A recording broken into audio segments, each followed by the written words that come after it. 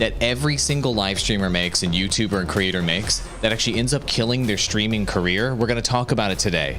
And we're going to show 4 examples of creators that overcame this mistake, avoided it, came back, and ended up becoming full-time creators, in some cases wildly successful. You have to watch to the end of the episode to fully understand this concept, because we've seen so many creators 99% fail, and the 1% that succeed are avoiding this mistake. This podcast is sponsored by Restream. All right, cool. Why live stream to one platform when you can simultaneously live stream to every platform to discover new audiences faster using Restream.io? We're starting out today with Papa Jake, formerly known as Team Epiphany, a channel some of you might be familiar with on YouTube. And as you can see, they have 6.79 million subscribers. Hey guys, they made it. They're doing really well. Man, it must have been so easy for them to get there. Well, it turns out that's not actually the case. This channel used to be called something different. It was called Team Epiphany, and they used to upload 5+ years ago completely different videos than they upload today. Today they're doing box fort videos and stunts and pranks and interesting bits on their channel, and they're getting millions of views per video, hundreds of thousands of views per video over time. But before, this used to be just a regular run-of-the-mill gaming channel. I mean, Andrew Perrin, you and I, when we were running social media for TGN, and also I hosted these guys on my panel at PAX East about 6 years ago, and talked to them about their channel and their success and did a little bit of coaching with them. And at the time, they were struggling with just regular Counter-Strike gaming content. They just couldn't make it. They couldn't succeed. And then they pivoted after hundreds and hundreds of videos to finally blow up and find their niche. Do you remember these guys, Perrin? Yeah, I remember whenever they made the transition from Team 15 to Papa Jake, and I had to watch them managing the social media accounts. They were part of our network there. And watching him blow up afterwards, he was actually just making like cardboard box forts. So he went from trying to do Counter-Strike to making cardboard box forts, and he blew the hell up. And it's because he followed the traction. He followed what was working. And also he really loved to do this stuff, and you could tell. And that's also why he blew up. He had these creative ideas. And look, he's still doing box fort videos. Actually, this is one from 3 years ago that has 11 million views. So billionaire box for it. I love that. But he found a niche. He carved out his niche. Instead of doing what everybody else was doing, he did something new, innovative that he was having fun with, and it blew him up as a creator. So, but let's talk about this a little bit more. Let's talk about what was the mistake that they avoided. So a lot of folks, I talked to them at PAX East, and they were with all of their buddies. They were with Typical Gamer, and they were with this whole crew of creators that were getting millions of views per video back in 2013. When we were hosting them at that event. And they were struggling. They were the one person in that group of creators that was struggling, that was getting 1/10 of the views of all their buddies. And they were doing Counter-Strike videos and Grand Theft Auto videos, and they were doing everything quote unquote right. It just wasn't catching fire. And so the mistake that they avoided is they didn't give up. They didn't decide, because I'm not as successful as everyone else, because I'm not hitting the numbers that everyone else is, they didn't decide to stop. Instead, they decided to innovate. They decided to test new content. They used the 80-20 rule, actually, where they constantly tested new topics, and they constantly threw in new topics from time to time on their channel to eventually discover this niche of box forts that ended up blowing up their channel and making them hundreds of thousands of dollars, maybe over $1 million over the course of the last few years. But because they didn't stop, because they didn't see the initial traction that they wanted, they eventually ended up making it. And this is a 2, 3, 4, 5, 6 year long timeline to actually achieve this sort of thing. Ross, you were the one that wanted to bring up this topic today. I mean, folks that do this, that have this perseverance, what do you think really goes into the mindset here and really drives them behind all of this to push through when they're not getting the results that they want? Passion.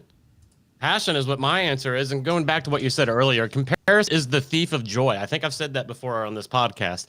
If you compare what you're doing as a streamer to somebody else, or rather compare your success to someone who's more successful, which we all tend to do, that does nothing good for you whatsoever. That's going to drag you down, and it could even potentially just crush your career. So passion would be my answer for why you keep going, even though you continuously, quote unquote, fail.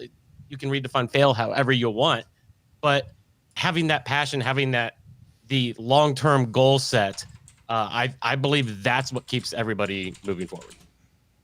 I completely agree. And let's go ahead and take a look at some more examples here because we want to dive in. So that's one example of a channel. Papa Jake used to be Team Epiphany that tried one thing, it didn't work out, they pivoted, and then eventually it worked out. Here's a smaller creator, I'd say a mid-tier creator, Relia. He's on our Discord server right now, the AWOL Digital Drop Discord server, and he's one of my coaching clients, so I'll disclose that. But Relia created all sorts of gaming content, and he connected with me about 2 or 3 years ago, and he was making lots of videos. Go ahead and hit his videos tab there, Perrin, and just go take a look at some of his oldest videos on his channel if you sort by oldest in the top right. And right now, he is the biggest content creator on YouTube for Hollow Knight. But if you look back in time, he has a Mario Kart 8 video there with 800 views. He's got like such variable performance with his old videos, thousands of views, maybe hundreds of views, switching between multiple games, Star Fox 2 playthrough. He was just struggling to figure out who he is or what he's going to do to succeed. And as you can see, the performance varies between single-digit hundreds of views to thousands in some cases. And so he contacted me to help him focus on what he should be working on his channel. And he took the 80-20 rule to heart as a streamer. As you can see, he's a hybrid streamer YouTuber. The 80-20 rule to heart, and eventually he created some content around, and you can kind of fast forward to today, Perrin, with his videos on his channel. He eventually found Hollow Knight, and he's doing Spellbreak right now because Hollow Knight doesn't have that much content, but he eventually found Hollow Knight and he became the #1 creator for Hollow Knight. But after experimenting not with one game, not with 2 games, but 3, 4, 5, 6, 7, 8, 9, 10 games until eventually he found Hollow Knight. And now I'm not going to disclose how much money he's making per month, but it's good money, my friends, making Hollow Knight content, doing live streams, doing guides around this game. And is it a huge game? No. It's a relatively niche game, but he's the king of that niche, and that has set him up for success to where he can take this and have this be a launching pad for the rest of his career. He could have easily given up in those early days with his content.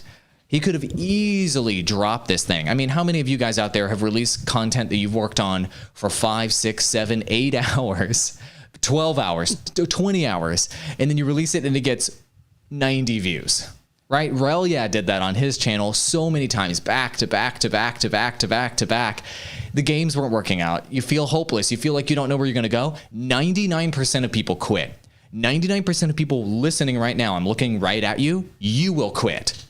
And what we're hoping is that this episode is the episode that changes your mind, where we show you case studies that show you that you might not have the game today. You might not have the topic today. You might not have the format today. You might not have figured it out yet. But if you continue to use the 80-20 rule, 80% of your content being whatever's performing best on your channel, and 20% being experimental content to go find that thing that's going to blow you up, if you stay in the game for long enough, you will eventually make it. It's a long game mentality. Perrin, I know that you have struggled with this yourself in the past, jumping on board the gaming content train, jumping off that train. You're on hardcore right now, but tell us a little bit about that journey for you and kind of the lessons you've learned about perseverance as a streamer, and now it's really working out for you. Yeah, so you have to look at it as a marathon and not a sprint.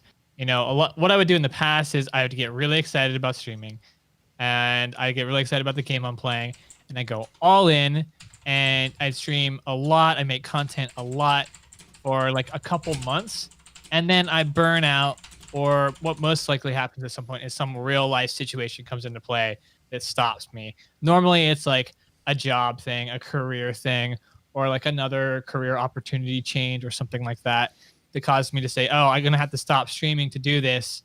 So boom, no. Try to make it so that streaming is as serious as a career opportunity. It's as serious as a job. So you're never giving it less of a priority than like another job opportunity, unless you actually really need that other job opportunity because you've got no money. That would be important. But try to find job opportunities and other opportunities that can supplement and work together with your streaming career, not that totally destroy it. For me, I would always say, oh, this career opportunity is so great, it's gonna be so much better than streaming, and I would cut streaming. Guess what? All those career opportunities are gone now, but streaming is still around. I can still stream. So those things are temporary. Try to make it a way in your life where you can prioritize streaming, and so it doesn't get thrown to the back seat at some point in your streaming career and you give up on it. The second thing is don't burn out. So treat it like a marathon. Treat it like you're going to have to be doing this for a long time. So go easy into it. Like if you guys have ever distance run, you don't start out sprinting as fast as you can on a distance run. You pace yourself. So pace yourself. Start off with a nice pace. Go at it a little bit by little bit and make sure you can figure out how to stay interested, how to not burn out, and be a little bit wary of that. I mean, those are some tips that I would give just from what I've been through. I've started streaming like 3 different times. I started content creation like 3 different times, or I'm on time number 3 now. And I wish I had never quit, because I was streaming at Twitch with 1,000 concurrent viewers. And then I quit for 4 or 5 years and it's all gone. It's just gone. When you wait that long with whatever you did have, it will be gone. You don't keep it. I mean, every once in a while, someone will show up from the old days and say, hey, what's up, Astral? I remember you from XYZ days. And then they're gone. They don't stick around. So you will lose it if you give up. Don't give up. Well, tell us a little bit about, I know you're diversifying where you stream and how you stream. Tell us a little bit about that, because platforms like Mixer as a streamer just randomly close down. And, you know, YouTube's algorithm goes up and down. Twitch, you've talked about it not having an algorithm, so that's good. But you could randomly get banned there and not even know. And so if you're going long term with this, if you're doing marathon like you're talking about, I know you've been using Restream and we use Restream. Tell us a little bit about that and why we use that. And Ross, go ahead and share our Restream information with our audience.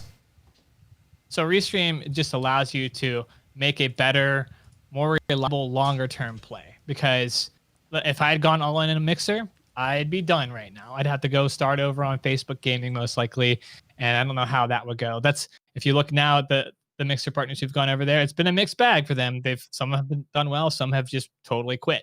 So if you're all in on a single platform, you're just going to increase the chances that eventually something out of your control will stop your career, which is scary. And when you have no control over it, that's rough. You have to be able to have control. So Restream gives you control, because you can stream to multiple platforms. Any one of them could die and you're fine, because you've got audience on other platforms. Also, you can take the audience from whatever said platform dies. Let's say Twitch. Let's say I get random banned on Twitch. You know, I can just take those users and say, okay, well, they know I'm on YouTube. They know I'm on Facebook. They probably would go back to Facebook and watch me. Most of them came from there from the beginning anyway. So they would probably just go back there to watch me anyway. So one platform dies, I'm restreaming. I actually don't lose anything because my audience knows I'm restreaming.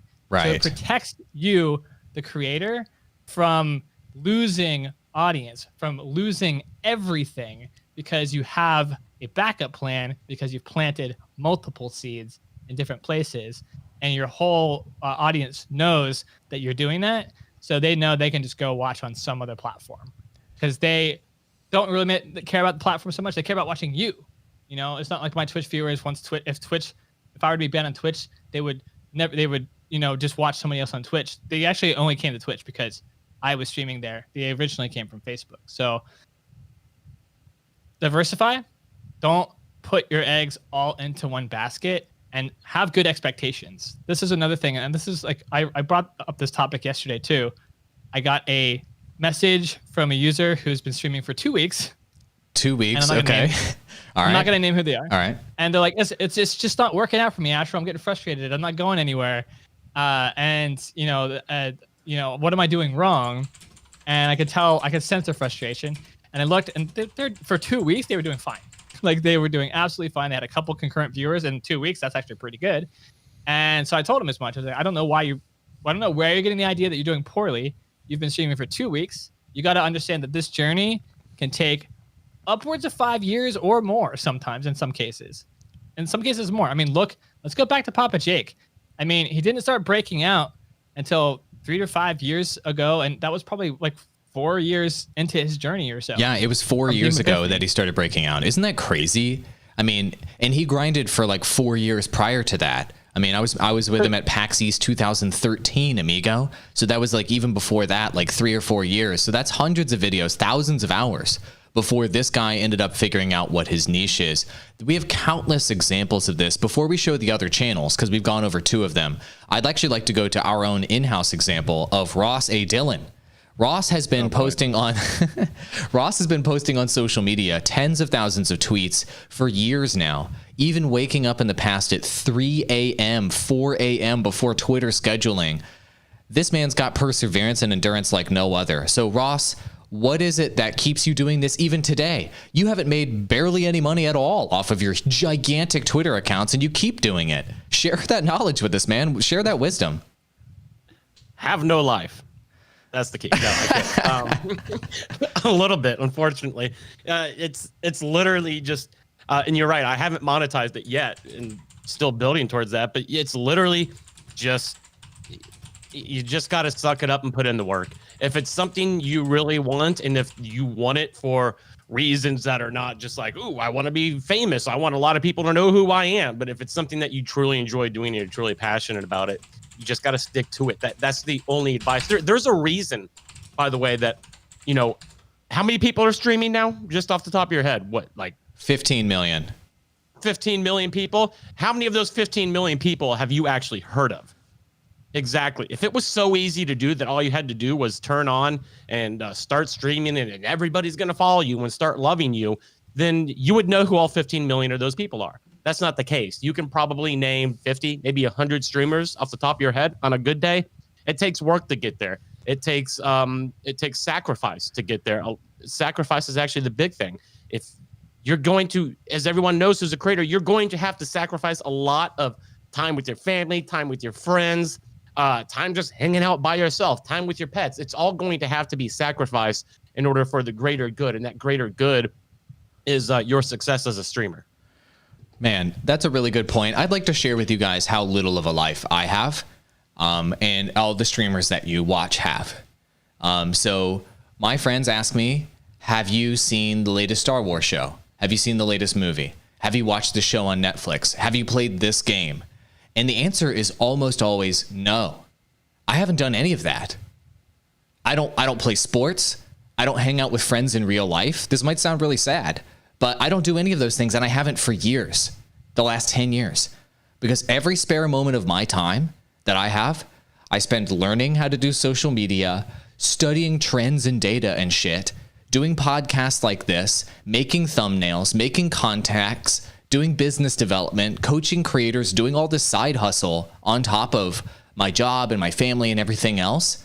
So when you say I have no life, like when you look at people that have had any level of success, they sacrifice all those normal things that when other people are out of the bar, you should be creating content. When other people are out watching and binging a Netflix show and knocking out an entire season, you should be live streaming. When other people are just shooting the shit and like doing whatever and, you know, not being productive, that's your time to learn how to make better thumbnails and to watch Photoshop tutorials. When the people that you see that are successful, they have no life outside of the content they're creating. Ask any of them, watch any interview with any big creator. They're not spending 5 hours a day on it. They're spending 12 to 16 hours a day on it. You might see them live on their stream for 6 hours. Before that, they were up till 5 a.m. the previous night, tweaking in that thumbnail, working on that new music video, putting together those new graphics, working on that new deal, hiring that new editor, dealing with their finances, talking to their tax person, talking to their lawyer. No joke. They only work all day long. That's the expectation of what success looks like. Do you have that in you? If you don't have that in you, that's okay. Don't expect that level of success, though, unless you have that in you. It's the same thing as the case for really highly successful CEOs. They are no lifers. They have no friends. They have no life at all other than business, and that's why they're successful CEOs, is because they're psychos. And they love punishment with business. Let's go look at the other 2 examples. Globku is somebody who was on my team and one of my employees, one of your coworkers, Perrin and Ross, at TGN. Yes. And there used to be a channel called TGN Anime, which may still exist if you want to search for it there, Perrin. But TGN Anime was a channel that was Globku's full-time job. And Globku worked for, we hired him to do this anime channel. It was a channel all about anime games. And eventually, TGN Anime, there it is. It's got Globku's face on it. Eventually, we had to close this channel down because it was kind of like barely profitable or wasn't profitable as a business. And so that put Globku out of a job. And so Globku, after spending years and years and years, hundreds and hundreds of videos, thousands and thousands of hours creating content on YouTube, he lost his YouTube job and he had to go figure out how to make it happen. After 3 to 4 years of building something, building a career with this business, the business had to let him go eventually because that's the way online media businesses all work, by the way. So he decided that he was going to take that concept and he was going to take it and build his own channel. And he was basically starting from scratch, if you will. He was able to tell some people on the old channel, TGN Anime, that he was doing this. He brought over some audience, a couple thousand people, but that's not anywhere near enough to make a living. So what did Globku do? He grinded video after video after video after video after video, worked all day long, every single day, desperate to make this work, and he made it work. And he ended up creating a channel from scratch, and that you now see him covering anime games exclusively. He's covered that niche, and he's basically the anime games YouTuber out there. And he's making this for a living, full time. And as you can see, getting decent views off of this niche. I mean, 40,000, 50,000, 175,000 views, certainly enough money for him to make a living in Portugal. And so the point of bringing up this example of one of our former coworkers that made it work is that he literally had everything he was working on taken away 3 to 4 years into his YouTube career. And he had to start from scratch 3 to 4 years in his YouTube career after getting big success in his career. That type of failure and coming back from it is the type of perseverance we're talking about here. In the online media space, guys, your mixer will close down. Your YouTube channel will get copyright struck into oblivion. You'll lose your big job working for that esports company. Such and such company will close down. Your house will burn down. Whatever it is. Crap happens in life and in business and online media. And picking yourself back up again and being completely relentless and knowing that you have what it takes to make it, and knowing that this is going to be yet again another journey moving forward, and putting your ego aside to really grind it out. That's what Globku did. And I want you to learn from this example, because how easy would it have been to quit, right? You could easily tell your mom, your friends, your family, look, I had this great career with TGN. I was making this channel. I was making a full-time living, and the business shut down. So now I got to go get a real job. He could have easily said that. And everybody would, sympathy points. Yeah, and everybody would have said, okay, I totally understand. I get that. You got to go get a real job. But instead he said, fuck that. I'm making this shit happen. All right? So this is a lesson. This is a real life lesson right in front of your face right here. He said, fuck that. This is my dream and I'm making it happen. Do you have that in you? 99% of you don't. This guy did, and that's why he made it. He didn't make it because of some tricky thumbnail strategy. He didn't make it because of some tricky editing and some baller graphics. He made it because of perseverance. That's why this guy made it. But you're just looking at his success today, guys. That's not how he got there. And I wanted to share that with you. What are your guys' thoughts on this story of losing it all and then coming back to create great success? I think that's like the main challenge. If you were to make a movie about the creator journey, and it's you have like the rising action, you have that big pinnacle moment where things change and then everything gets like negative for a while. This is what happens in every single one. There's some big event that you have to make a decision on whether you stop or you keep going. And most people stop. I've stopped before. I've stopped twice before. Mm-hmm. And I wish every time that I hadn't. Globku didn't. He didn't stop. He did the right thing and he stuck to his guns. He knew he could do this. He believed in himself, and he didn't when he got knocked down, he didn't stay down. He got back up, dusted himself off, and he kept freaking going. So take creators like this as inspiration and as an example. Almost every single, I would say probably every single major creator who has success has had a moment like this that they had to persevere through.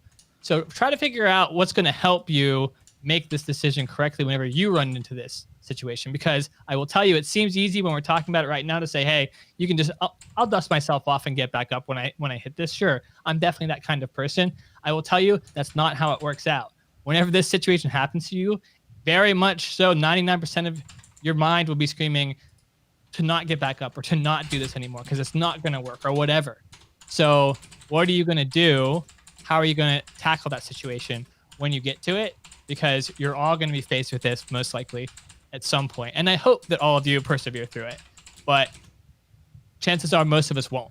So take Globaku as a lesson. Take Papa Jake as a lesson. Relia as well. And we've talked about Rurikon before on the show. He's the last one we haven't hit here yet today. Rurikon has been all about the long grind, the variety streamer long grind. Man, variety channels, man. Variety channels have a rough go of it. I mean, algorithms don't like variety, do they? They don't, and that's why where the 80-20 rule was born. Was one of those reasons was because variety does not work. But Rurikon was adamant about making it work, and he grinded it, and he grinded it, and he grinded it, and now look where he is today. I mean, he's successful today, despite having been a little bit thick-headed about doing variety in an environment where it doesn't work. He made it work. He found a way to make it work, and it's inspirational. But his journey was like what, eight years or so, dude. Or longer? Sort Boy old videos. You got to show his old videos on here. So okay. Rurikon is old school. So he's back 8 years ago. He was the first TGN director on our channels back when we started the network back in 2012, 2011. 8 years ago, he was making content, and it took him literally over 1,000 videos for him to discover Monster Hunter World, which is the game that blew him up from like 30 to 50,000 subscribers, I believe, to over 100,000. It took him 1,000 videos. 1,000. Do you guys have that in you? Just keep scrolling down the list here. I just want people to see the work this man put in. Do you guys have that in you? Do you guys have 1,000 videos in you to be able to achieve your dreams? To be able to do this full time? Because that's what it takes. That's what guys like this did. Covering every freaking game. Look at this. Demon Souls for a while. Diablo 3 for a while. Star Wars The Old Republic, I think he had on there. Dead Space.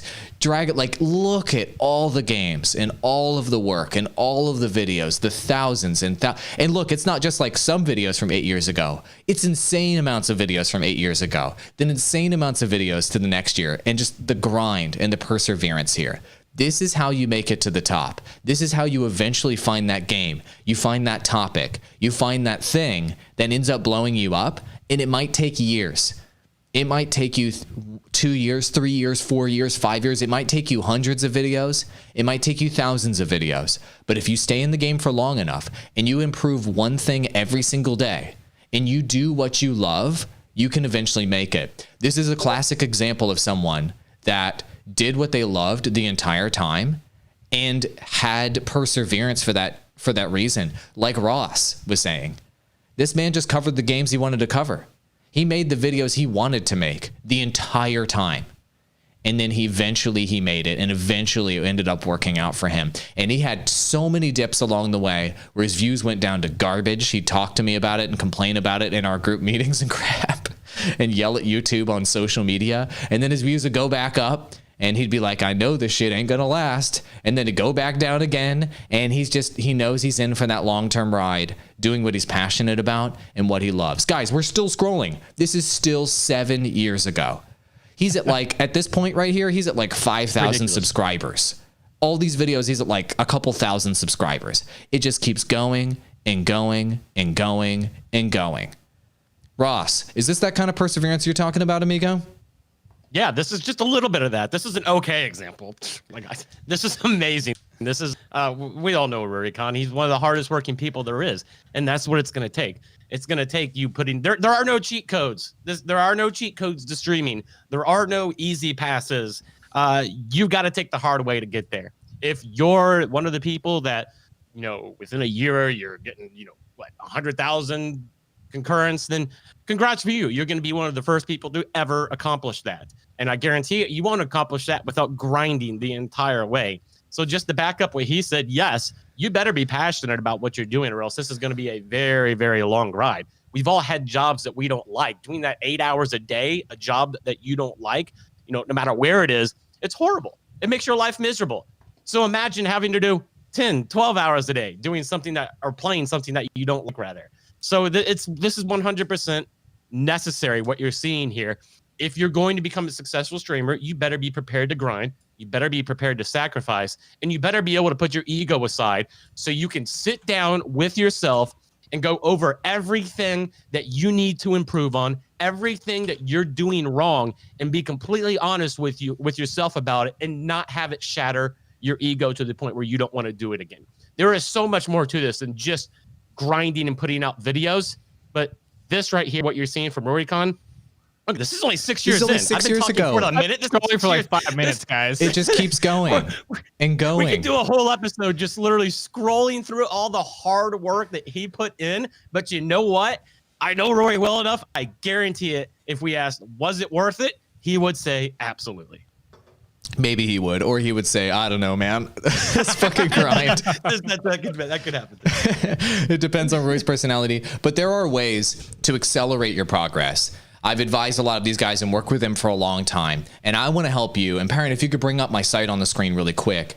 I am offering one-on-one coaching for creators to help you just tweak in your strategy. Like Relia, for example, I'm coaching him right now. And Globku, he's hopping in a group coaching session with me this Friday. And if you guys want coaching from me as well, I've made it available where you can literally go to my website. You can click the schedule one-on-one coaching button right there. I'm posting the link in chat right now, and you can schedule a one-on-one call with me if you want me to help you. And also, Parent, if you scroll down the page here on the website, there's just literally the scheduler tool right down here at the bottom, and you can just go down to the calendar. You can pick your date. You then click it, choose your time, and you're booking me for a one-on-one video call with you. You tell me what your challenges are. You tell me about your channel, and I'll help you as best I can go full-time. And I have a full money-back guarantee. If you're not satisfied with the coaching, I will give you a full refund within 30 days, no questions asked. I've only had one person ever ask for a refund, and then they gave me the money back. They said, oops, I didn't mean to say that. So book me for coaching if you want one-on-one coaching. Guys, I hope you all can just take these few examples. There's hundreds of examples out there just like this on the internet of people that push through, and they push through those hard parts.